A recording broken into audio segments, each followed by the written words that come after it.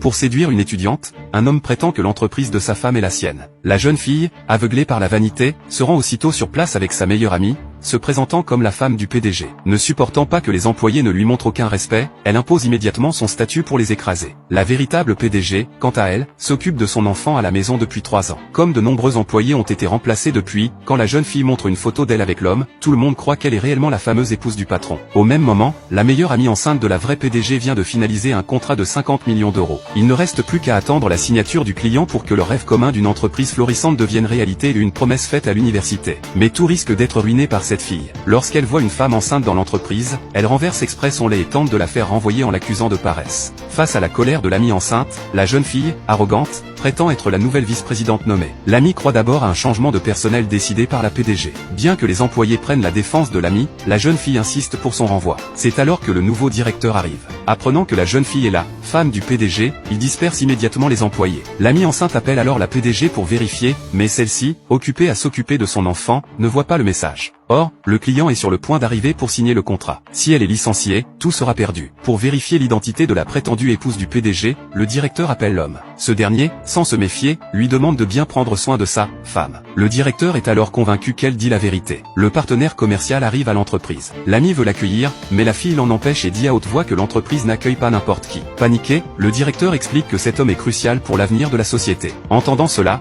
la fille se dit que si elle peut obtenir ce contrat, l'homme l'acceptera sûrement dans l'entreprise. Elle prend alors l'initiative de guider le client pour faire bonne impression. Soucieuse de la réussite de la société, l'amie enceinte décide de faire passer l'intérêt de l'entreprise avant tout. Elle veut offrir au client son thé préféré, mais la fille l'intercepte. Apprenant que le thé coûte 100 000 €, elle accuse l'amie de gaspillage et décide de s'en occuper elle-même. L'amie la prévient pourtant que le client souffre de stéatose hépatique et de diabète, et ne doit consommer ni gras ni sucre. Mais, par précaution, elle suit discrètement. Elle découvre alors que la fille sert une boisson bon marché et sucrée. Devant la mine furieuse du client, elle propose un repas dans un hôtel 5 étoiles, mais la fille refuse de nouveau. Elle emmène le client dans un boui-boui de rue. Furieux, le client estime avoir été insulté et annule définitivement le contrat. C'est seulement de retour au bureau que la fille réalise qu'elle vient de faire échouer un contrat de 50 millions d'euros. Mais elle n'éprouve aucune peur, elle compte rejeter toute la faute sur l'ami. Alors que l'ami tente de se défendre, elle se fait asperger d'eau par l'ami de la fille.